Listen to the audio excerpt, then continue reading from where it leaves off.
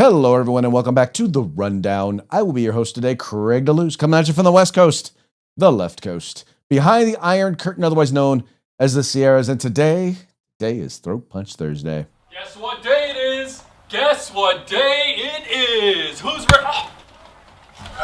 It's Throat Punch Thursday, bitch.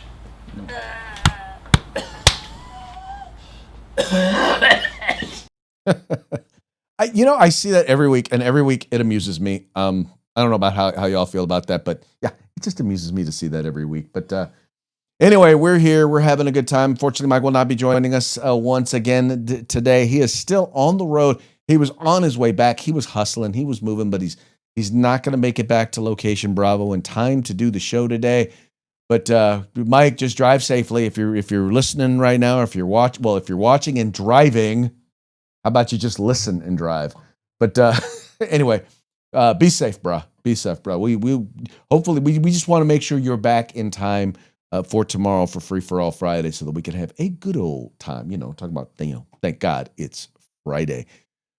But we're going to be here. I'm here. You're here. We're going to be taking your comments. So would love to hear what it is that you have to say.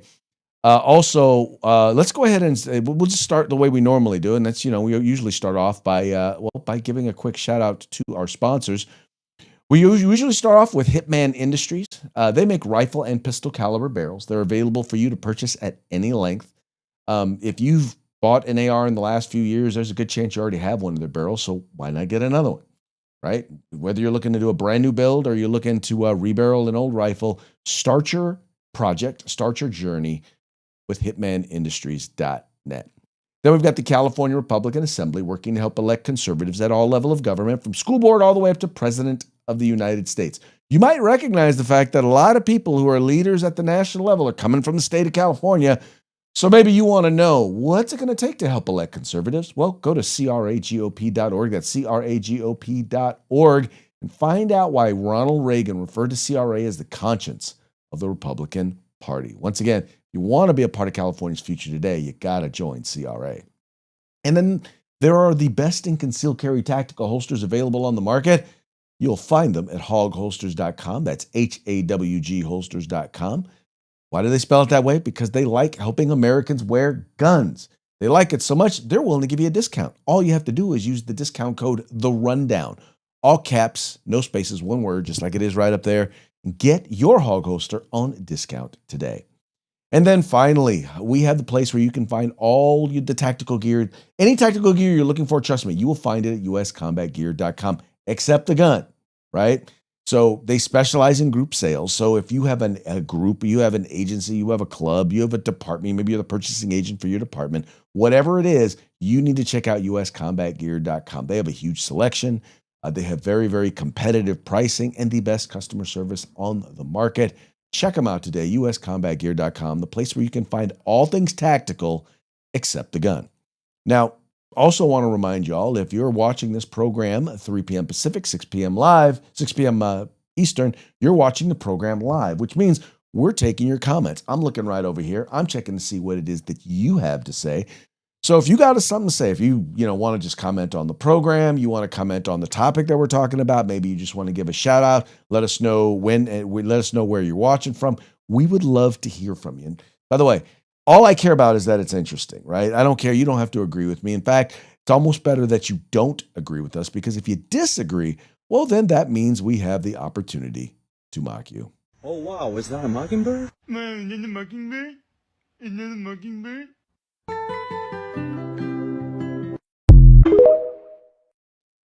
Yeah, we will mock you. And by the way, we do that not because it's just entertaining to us, but mostly because it's entertaining to me. The benefit of being the host. You know what I mean? Okay, let's get into the big breaking news. The big breaking news out right now. Kristi Noem is out as Department of Homeland Services Secretary, Department of Homeland Security Secretary. And there's a number of reasons why. And I think that we've talked about some of our concerns with some of the things that have happened. In particular, I've expressed my concern with how she's kind of done her job. And she's had more than her share of mistakes. And let's just say that Trump has had his issues. And basically, what I will say is this: Donald Trump has been very, very loyal to his folks this time around. If you might remember, the first year there, I mean, it was a revolving door in term one in the Trump administration. But I think this time he did a much better job in terms of the selection process. But that's not to say that it's not without its challenges. And as being reported by the California Post, Trump fires Kristi Noem in first cabinet shakeup in second term, taps senator as replacement. It says here, President Donald Trump announced Thursday that he is firing Homeland Security Secretary Kristi Noem in the first cabinet shakeup of his term, naming Senator Markwayne Mullin, a Republican from Oklahoma, as his nominee to fill the role. Trump announced the move after two major flubs by Noem in her testimony before Congress this week. She failed to outright deny an affair with a subordinate, and she told Congress that the president approved $220 million in ads featuring herself, including one on horseback at Mount Rushmore. Trump accused her of lying before canning her. And now here, I'm going to show you her testimony, and then I'm going to show you the commercial. How do you square that concern for waste, which I share, with the fact that you have spent $220 million running television advertisements that feature you prominently? Sir, the president tasked me with getting the message out to the country and to other countries where we were seeing the invasion come from, with putting commercials out that told them that if they were in this country illegally, that they needed to leave, or we would detain them and remove them, and they'd not get the chance to come back to America the right way. That has been extremely effective. Ask you to run these advertisements, is that right? We had that conversation, yes, before I was put in this position and sworn in and confirmed, and since then as well. Okay. Did you bid out those service contracts? Yes, they did. They went out to a competitive bid, and career officials at the department chose who would do those advertising commercials. And the people that you ended up picking were people who had formerly done your political work back in South Dakota. Is that right? No, that's not correct, sir. I think it is. No, it's not, sir. The individuals who, I believe the careers who they chose were two different media firms. There's been conversation about their subcontractors, but we have no legal authority to look into subcontractors on work like that. Okay. And you're saying that you're testifying that President Trump approved this ahead of time. Is that my understanding? We had conversations about making sure that we were telling people. No, ma'am. I'm asking you, sorry to interrupt, but the president approved ahead of time you spending $220 million running TV ads across the country in which you are featured prominently. Yes, sir. We went through the legal processes, did it correctly. Did the president know worked you with were going to OMB. do this? Yes. He did? Mm-hmm. Yes. Okay. Okay, so, and that's what President Trump basically is taking issue with. He's like, yeah, no, I don't know that here's the thing. So the question was twofold. Number one, did he approve commercials? And I think arguably she probably is making the point that he did approve commercials. I think he probably did not necessarily approve commercials that featured her prominently. And when I say prominently, I mean, this is what she's talking about. Why do I love these wide open spaces? They remind me of why our forefathers came here, not just for its beauty, but for the freedom only America provides. I'm Kristi Noem. From the cowboys who tamed the West, to the titans who built our cities, to the dreamers who chased the impossible, America has always rewarded vision and grit. Our greatness calls people to us for a chance to prosper, to live how they choose, to become part of something special. Anyone who searches for freedom can always find a home here, but that freedom's a precious thing, and we defend it vigorously. You cross the border illegally, we'll find you. Break our laws, we'll punish you. Harm American citizens, there will be consequences. But if you come here the right way, your American dream can be as big as these endless skies. From President Trump and me, welcome home. All right, so now that's the commercial, and as you can see, it's not just a commercial for Homeland Security. It's a commercial for Kristi Noem. I mean, I would say that that Donald Trump would not have had an issue if that whole commercial was about him, but because that's kind of how Donald Trump is. But I think he probably did take issue with the fact that it was largely about her. And quite frankly, I'm willing to bet you dollars to donuts that they did not have a conversation about who was going to be uniquely, prominently featured. And my question is, why did she feel that she needed to be the one that was so prominently featured? I mean, you could have had anybody in that one. You could have had, you could have hired an actor or an actress to do that. I have no problem with the overall message. The overall message is, get up out of here if you ain't supposed to be here. But it was a pro-America message that I don't think focused enough. I mean, it was a minute-long commercial, which means that you probably could have said took the part you probably could have said the part that was really pro-America, cut that down. You probably could have done the part about self-deporting and getting out of here if you're not supposed to be here. You probably could have turned that into a 30-second commercial, which probably would have reduced the overall cost of the commercials significantly. Little less Kristi Noem, little more facts, but anyway, I think that gave Donald Trump the excuse. I think you have that in the fact that there are rumors. So far, nobody has confirmed it, but nobody has denied that she's sleeping or having an affair with Corey Lewandowski, President Trump's first campaign manager back in 2016. He ran the campaign back in 2016. He's had a number of different things, but anyway, there are rumors, and so far, once again, nobody's denied that Kristi Noem, who is married, and Corey Lewandowski, who is like a special assistant of hers, they call him a non-governmental employee, special assistant of hers, that they've been having an affair. So there's that, but there's an excuse. But I think ultimately, the biggest mistakes really have come. Really, it was Minnesota, and really it was how she responded to the two shooting incidents that occurred in Minnesota. The way she kind of came out so early in the process, before, in many cases, facts were known about what was going on, and so vividly was like, I mean, especially I think where she came out and she basically called them. She referred to them as domestic terrorists. She basically said in the case of Good that she was trying to run people over with her car. And I think that anyone who looks at it understands that the officer, the one who shot her, he had no way of knowing that she was not trying to run him over. But could you arguably say, I mean, could you look at what happened and from once again, having the benefit of hindsight, look at it and say, well, maybe she was just trying to get away and wasn't necessarily trying to run him over? Yes. You had the instance where she made it sound like Mr. Preddy went there with a gun and actually intended to try and shoot and kill or shoot ICE agents. No, he was armed, yes, but he was not. He was basically, his hand was never on his gun during anywhere in that whole process.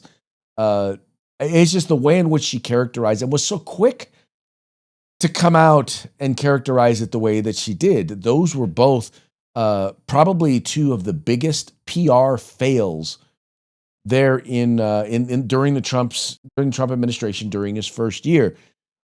Add to that just the overall PR fail that the whole Minnesota ICE movement was, and how quickly things kind of calmed down as soon as Tom Homan took over, how things got corrected as soon as Tom Homan took over. And you realize, yeah, it was time. It was definitely time for her to go. Those were the real reasons. Now, You have Democrats who are, oh, they're all happy. And now the funny part is that now they're saying, well, that's great, we got rid of her. And they act like they were the reason. No, the reason why was because Republicans were saying she needed to go. Let's be very clear that he didn't listen to, well, I'm not saying he didn't listen to the Democrats, but I am going to say that the main reason why, because you had Democrats going after Pete Hegseth. He ain't gone nowhere. You have them going after Tom Homan. They want Homan gone. He hasn't gone anywhere, right? The people who have clearly made mistakes, in particular, and I say a lot of it has to do with imagery. A lot of it has to do with how they've communicated. They're the ones that have been moved. And in this particular case, I think it's good. I think the replacement, Senator Mullins, I think is going to be. He's currently, I think, sits on the Oversight Committee. I also believe he also sits on the Homeland Security Committee. I think that he is going to be a much better selection. He's someone who's not necessarily seeking the limelight, whereas Kristi Noem, let's be honest, she was all over trying to be in the limelight, right? I mean, how many times did we see, her out there on a, at the border or out during ICE raids with her little, looking like G.I. Joe Barbie. If that's what you want to do, that's fine. But I would rather have someone who is efficient at running things, who is efficient at communicating exactly what the administration is trying to do and administering, making sure that they're doing it, than someone who's interested in PR. So Kristi Noem is out, and I think the administration and the nation is better for it. Now let's see what we can do about Pam Bondi, because I really would like to see her gone as well. I'm sorry. I think she's a nose hair away from getting the boot as well. I would really, tell you what I'd really like, I really would not mind seeing Deputy or Assistant Secretary for Civil Rights, the Attorney General for Civil Rights, Harmeet Dillon, take her place. Not saying, just saying. Not saying, just saying. But anyway, all that having been said, I think this is a good thing. Like I said, I also believe that, unlike before, the couple of things. Number one, Trump didn't come out and badmouth her, right? The way he did others when they were out of the administration. Now she hasn't been gone that long. She's got a new assignment. She's going to be the head of, I forget the name of it. It's a group that is going to be now overseeing or working, called the Shields of America. Let me see here. I'm pleased to announce, no, that's going to be taking place. Oh, she's going to be special envoy for the Shield of the Americas, our new security initiative in the Western Hemisphere. We're announcing on Saturday in Florida. So she's got another job. So she's not fired. She's basically been moved, demoted, whatever you want to call it. But she's been moved. So she's no longer going to be in that role. And that's something that you didn't see in the first administration. If someone got booted, not only did they get booted, but you saw a lot of name calling. You saw a lot of bad mouthing. And in this case, I think he stuck with her largely because the border was secure. I mean, you might remember Mr. Mayorkas, who basically was Homeland Security forever, never got fired, by the way, for going before Congress and lying and saying that the border is secure. I still remember watching him sitting there testifying before Congress in a split screen of people just walking across our southern border. And Democrats had no issue with it. They had no issue. They didn't want to see him go. They had no problem with the fact that he was completely and utterly inept and did not have any idea how to effectively do his job. They didn't care. They literally did not care. But hey, what do I know? Anyway, but now looks like good things are happening. Good things are happening. I believe this is a positive move for the Trump administration. All right. Also up in the news today, the Senate has voted, and there was a motion, and what they wanted to do was they wanted to limit the president's Iran war powers, right? In other words, there are those in the Senate who believe that, that the president shouldn't have done what he did, that they believe that despite all of the precedent from presidents before him, they were like, we believe he overstepped, and so we're going to try and rein in his powers. Well, let's just put it this way. The vote failed. It failed, and I would say that it failed along party lines, but it didn't, and we'll talk a little bit about that. It says here, this being reported by CNN, Republican senators rejected a war powers resolution on Wednesday that would have required the Trump administration to seek congressional approval before continuing military action against Iran. One Republican, Kentucky's Senator Rand Paul, joined Democrats in voting for the resolution.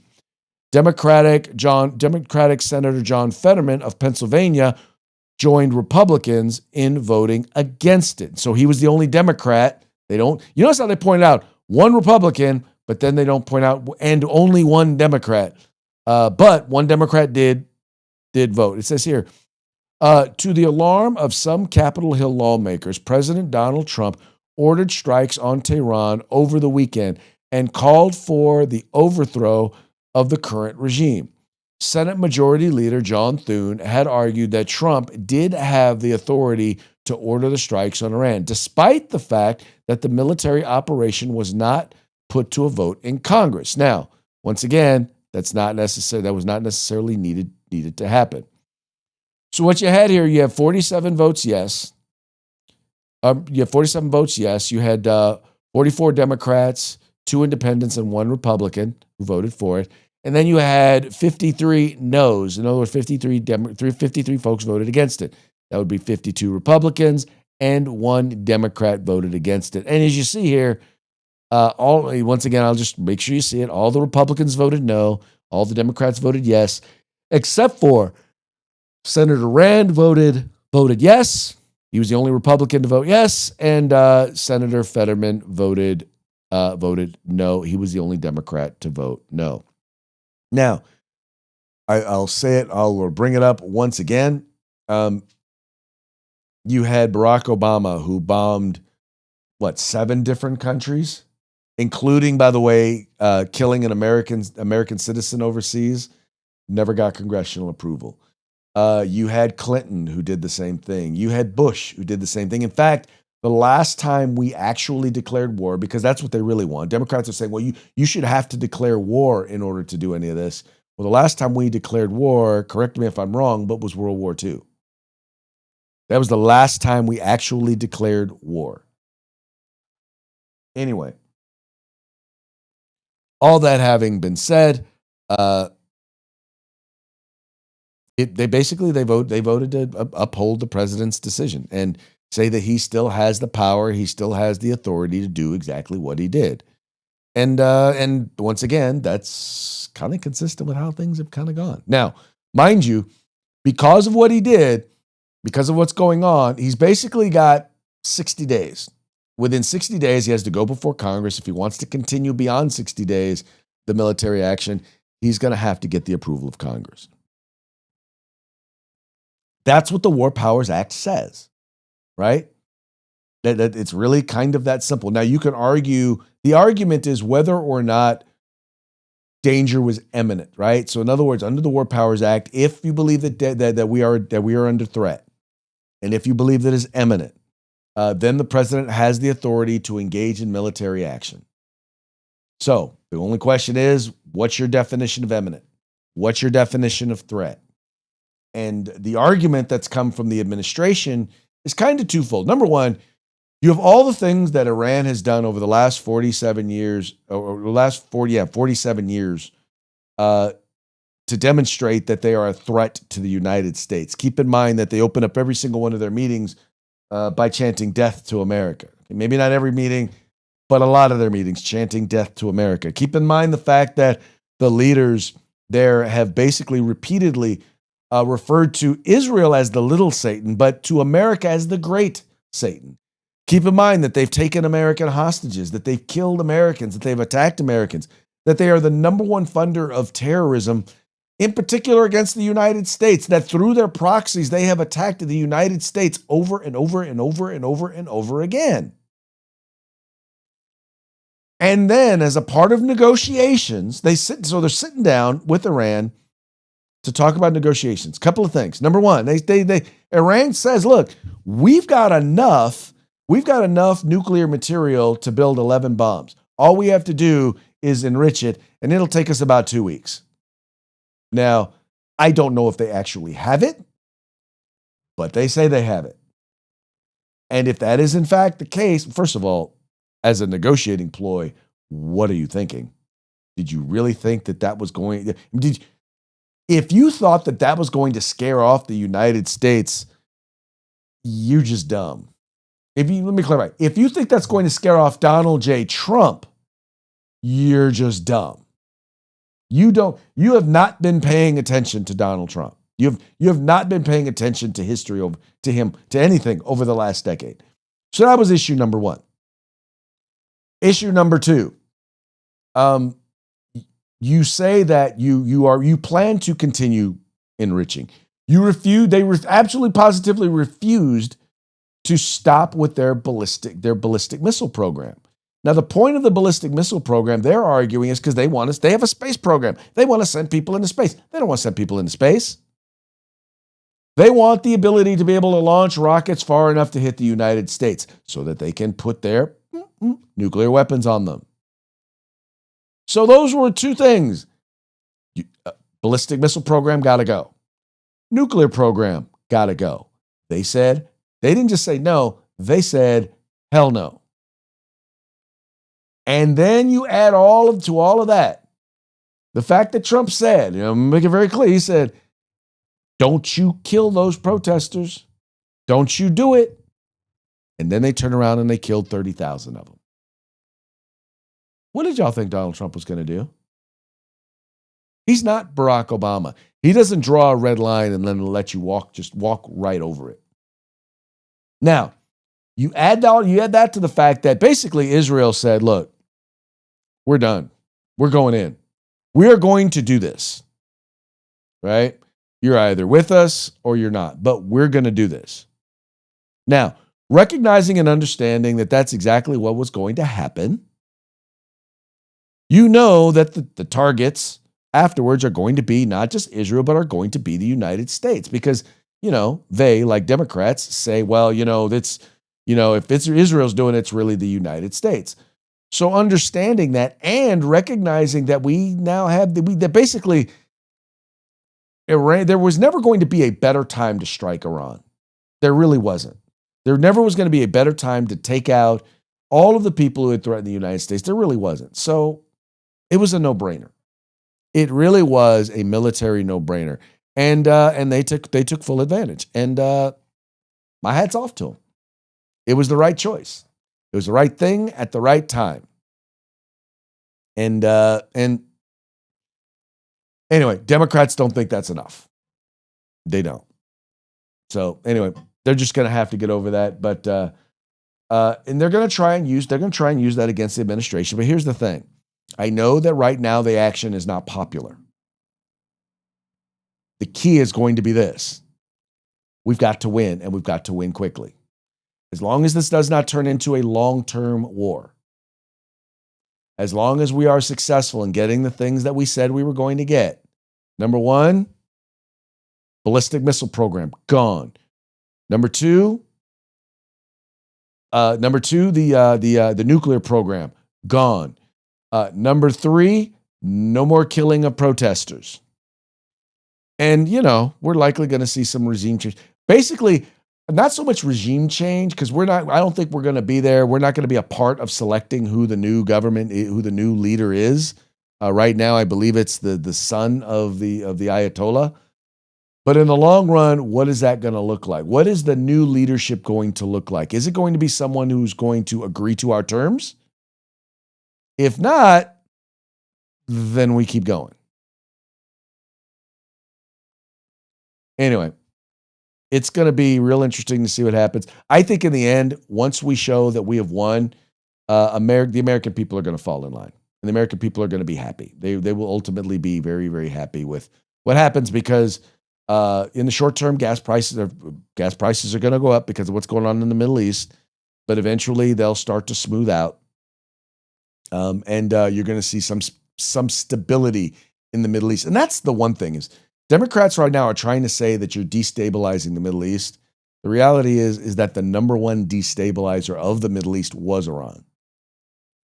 And I think this is going to start to bring back some stability as you start to see there are a lot of folks right now, because Iran is not a majority Muslim country. It's run by the mullahs, which is majority, which are Muslims. But now that basically that most of that government has been removed, you're starting to see. I think you're going to see a secular takeover of the government. You're going to start to see, and I'm not saying it's not going to be a dictatorship. I'm not going to say it's going to. I'm not going to say that it's going to be a democratically elected government. I do believe you're going to see some form of a secular government who's more interested in not pissing off the United States than you had before all of this started. And I think that Americans will recognize as an overall foreign policy win by the Trump administration. All right, that then leads us. Let's talk about war in the United States. In particular, I think sometimes I wonder if we have a greater likelihood of having war between California and the rest of the nation, because California, I hate to say this, the folks who lead California here, it's a whole different group of folks. Let me tell you, they are not fun folks, and that, by the way, includes our Attorney General, Mr. Rob Bonta, who is, in my opinion, for lack of a better term, he is a true Nimrod. But one of the things he wants to do is he wants to dictate, like many leftists do, they want to dictate their values on the rest of the world, in this particular case, the rest of the country.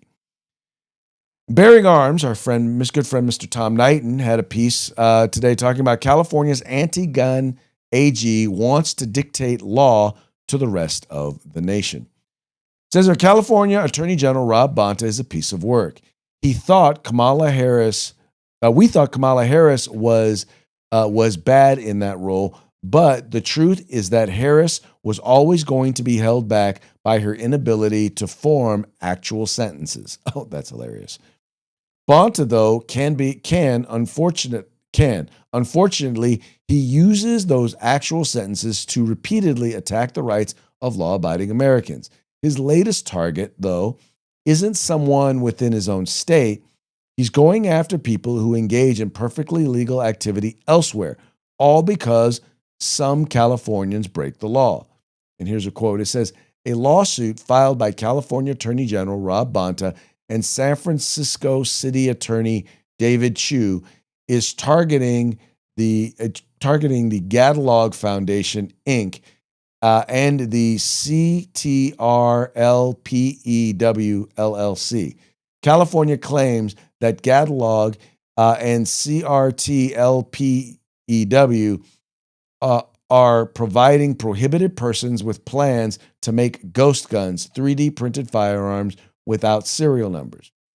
Matt LaRosiere, who is an attorney in Florida and is loosely connected to hobby gunsmiths via Gadalog, is one of the people California is suing.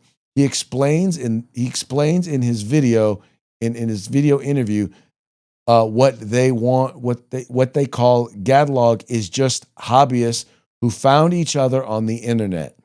They are not selling guns. They are talking about and toying with concepts for guns digitally. Quote, if California can regulate access to the instructions, said LaRosiere, not just by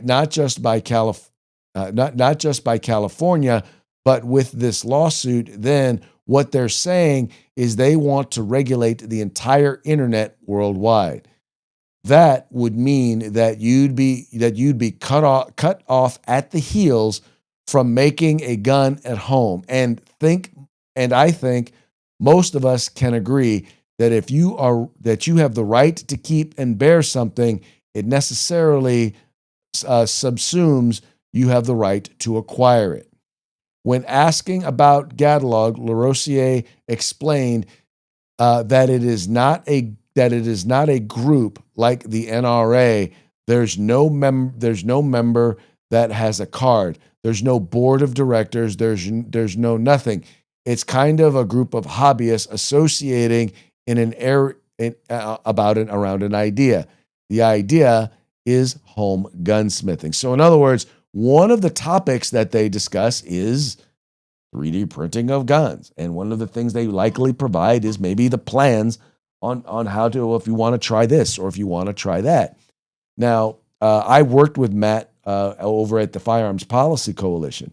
And I'll tell you in a second, he's a big believer in liberty, right? In other words, you have guys like Rob Bonta who want to believe that, that free speech is free speech as long as you're not talking about, until you get to guns. If you want to advocate for the right to keep and bear arms, well, no, that doesn't count under free speech. They want to limit that speech. We had a program over there. It was called Code is Speech, where the Firearms Policy Coalition provided access to plans for some of the very first 3D printed firearms. And the whole point was that if someone could get, for example, the Anarchist Cookbook, which taught you how to make bombs, right? Taught you how to make Molotov cocktails. If you can get access to that on the internet, why shouldn't you have access to this? I mean, it is called speech. In other words, simply knowing or providing instructions on how to do something, is that in and of itself illegal? And people who don't like guns want you to believe that it should be or that it is illegal. And in this particular case, they want to make you believe that speech, that right to take away your speech extends beyond their jurisdiction. I mean, how egotistical do you have to be to believe that? To believe that you now have the right, the ability to reach beyond the jurisdiction, the place where you are elected, and tell the rest of the country how they can act. Tell the rest of the country how they can live their lives. Nah. I'm not down with that. And I don't think that most Americans are. I don't think that most of you are. But there are people out there who believe that in the name of security, it's okay to take away your liberty.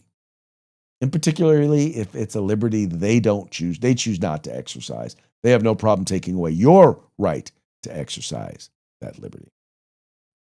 All right. Yesterday we were talking about the outcome of the election there in the primary elections, in particular in Texas, and we talked about how Mr. Tallarico, who is a Democrat, beat out, and when I say beat out, I mean he pretty much walloped Ms. Jasmine Crockett, pretty much whooped her pretty bad, so bad she was blaming Republicans on how bad she got whooped. But the interesting thing is that now this is a guy who's, first of all, he is still very much a progressive, but he's a progressive left. In fact, the folks on the left are starting to wonder because he either formerly went to or was part-time went to seminary. He likes to fashion himself as a progressive religious left. And so there was this piece over at The Week saying, is James Tallarico's Texas win a sign of a rising religious left? The state's latest Democratic Senate hopeful has brought an overtly religious message in his progressive campaign. Will other Democrats take note? And let's take a look at some of this. It says, when State Representative James Tallarico took the microphone to deliver his victory speech after winning the Texas's Democratic Senate primary this week, he noted that his Republican rivals would likely call him a radical leftist. That's because he is. Or a fake Christian. That's because he is. Indeed, Tallarico's faith has become a major feature of the 36-year-old's political work, which the former seminarian has described as unapologetically religious terms. Faith is, quote, central to my life, and the reason, quote, why I'm in public service. Tallarico said in a recent interview with Time speaking about religion in a way to tell, quote, or quote, to tell the people that I seek to represent why I'm doing this.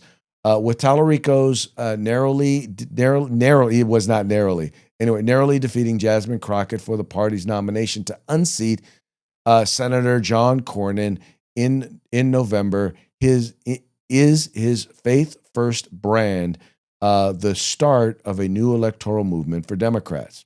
What the commentators say among Tallarico's powerful qualities, that is his unapologetic embrace of Christianity that not only sets him apart from other rising Democratic stars, but could even help reshape American politics, said MS Now.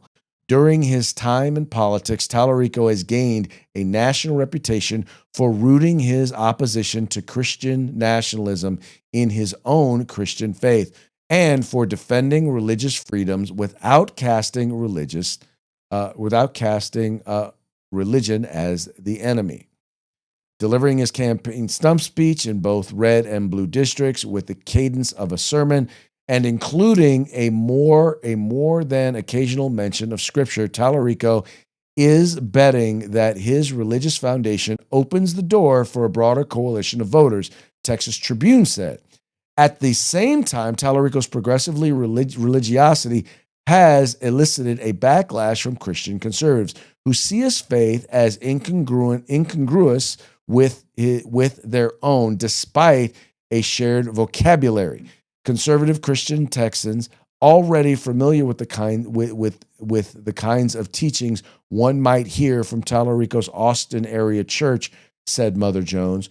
Research suggests that many of these Texans would rather dance with the devil than a church-going Democrat. To say nothing of seminarian who says God is non-binary. And that, by the way, is just one of the positions that he has taken that is really just kind of whacked out. And I would just encourage you, if you just Google him, James Tallarico, not just Google him, go to YouTube or go to TikTok or go to Instagram and pull up some of the things that he has said. And then challenge some of the scripture that he has said. And dude is, how shall I say this? He is very good at perverting the word. Like, he believes that God is non-binary. He said that God is non-binary. He says he's not just male, he's not female, but he represents 6 different genders. Now, I don't know where he gets this. I don't know what his biblical found. I mean, he does say, well, if in the original, I don't know if he says the original Greek or the original Hebrew, but suffice it to say, I've already seen a number of biblical scholars say, yeah, no, that is not true, and correct him. When he talks about, the southern border, he's saying that we should have a welcome mat at our southern border, and that is also not biblically correct. I will at least say that at least when I talk to Christians who are Democrats, at least he gives an attempt to try and justify some of his progressive positions. When I say progressive, I mean Marxist positions. But first and foremost, many of the positions that he takes are completely and utterly incongruent with Christian faith and biblical scripture. And maybe later I'll go into a little bit more of that and share a little bit more surrounding that. But suffice it to say, Democrats really do see this dude as a way to go. Now, in the end, I think he's going to have a problem, because I think you're going to have pastors who do know the word are going to continue to challenge him on the things that he is saying. He is obviously, in my opinion, he is more dangerous than a Jasmine Crockett, because Jasmine Crockett was obviously absurd. Mr. Tallarico plays into all of the stereotypes. He's a clean cut white guy who goes to church, and there are some people who are going to be fooled by that, by the fact that he's not afraid to talk about the Bible. But I'm going to note that you're not going to see him go against or go up against or communicate with or be interviewed by many Christian conservatives. He's not going to go on Christian talk radio, because as soon as he does, he's going to be exposed. And he knows that. He knows he's going to be exposed. So you're not going to hear a lot about it, but I'm looking forward to see how this race shapes out, in particular, if he winds up going against Paxton. Because see, Paxton is going to be interesting because Paxton is kind of the opposite version of him, except he also has no problem talking about his Christian faith, but he's also got his own issues. Cornyn, unfortunately, I'm really hoping Cornyn doesn't win, and I say that to say this, and I realize that a lot of people think there's a risk, but I think the establishment Republican Party needs to be taught a lesson, and he is the epitome of the establishment. He has taken too many positions that are soft pedaling, that are taking of the middle, and I think that one of the things you're starting to see is, he spent $70 million in the primary and barely got out. I mean, when I say barely got out, I mean he barely got a runoff. I have a distinct feeling that things are going to be a changing there they're going to be changing in Texas. And I think that Paxton is going to win because what's going to wind up happening is Paxton is going to collect more of the votes that Wesley Hunt had than is Cornyn. And then you're going to wind up basically, is the Cornyn contingent, are they going to go with the fake Christian, with the blasphemous Christian, the Christian Democrat? Or are they going to go with the Trumpster type that they hate? Now we're going to find out. Are they willing to put party above personal politics? We shall see. All right, folks, that now brings us to our parting shots. Parting shots are brought to you by Hog Holsters. Go to hogholsters.com. Use the discount code The Rundown, all caps, no spaces, one word. Get your Hog Holsters today. This first one here, this was kind of interesting. I did not realize this, and I have not fact-checked this, but if it is true, this is kind of interesting. Donald Trump took out Ayatollah Khomeini on the 11th day of Ramadan in the 9th month of the Islamic calendar. So Donald Trump took out the supreme leader of Iran on the Islamic version of 9/11. Just pointing out the obvious. Once again, I have not fact-checked that. But if it's true, makes you go, All right, this next one, I love a good puppet show. I'll just leave it at that. Baby, we got a problem. We might have to stop the war. What? But we've already been... I know, man, I know, but something happened that we did not anticipate. Well, how? We've infiltrated every single aspect of... Because they waited days to do it, man. Days. They really caught us napping this time. Pull yourself together, Donald. Talk to me. I don't know how to say this, BB, but there's been a statement of utmost concern from the Europeans. Those bottle caps better be attached to the missiles, Donald. They're like, Monsieur President, you violated the Ayatollah's data privacy. Your aircraft carriers are rated C- for energy efficiency. I'm screaming. Boy, we could go on for weeks like this. Oh, we will. Weeks and weeks and weeks and weeks and weeks and... Yeah, no, we're not going to be going on weeks and weeks and weeks and weeks. But anyway, once again, I thought that one was hilarious. Also, wanted to note, just like with, just like you've seen taking place with the support of Gaza, needless to say, the left is out there in full force protesting that, to protect, because they don't like the fact that we overthrew the folks over in Iran. This was brought up by Mr. Bill Maher. And finally, new rule: if you're out protesting for a couple of hours wearing this, you have to go all the way and spend an afternoon running errands wearing one of these. You can't side with the people who ruthlessly oppress women without at least getting a taste of what you're supporting. I happen to agree with that. Anyway, folks. All right, that will brings us to the end of our program. But before we go, we're going to give one more quick shout out to our sponsors. We're going to start with Hitman Industries rifle and pistol caliber barrels available for you to purchase at hitmanindustries.net. Then we've got the California Republican Assembly, the conscience of the Republican Party. Learn more at cragop.org. We've got the best in concealed carry tactical holsters available on the market at hogholsters.com. That's HAWG holsters.com, helping Americans wear guns. And then finally, the place where you can find all things tactical except the gun, that would be uscombatgear.com. And with that, we're going to go ahead and call it a day. We very much appreciate you tuning in. We appreciate you liking and sharing the program and encouraging your friends to do the same. I will be back, at least hopefully Mike will be back, but we will be back tomorrow for Free for All Friday. Till then, y'all have fun, stay safe, and we will see you mañana.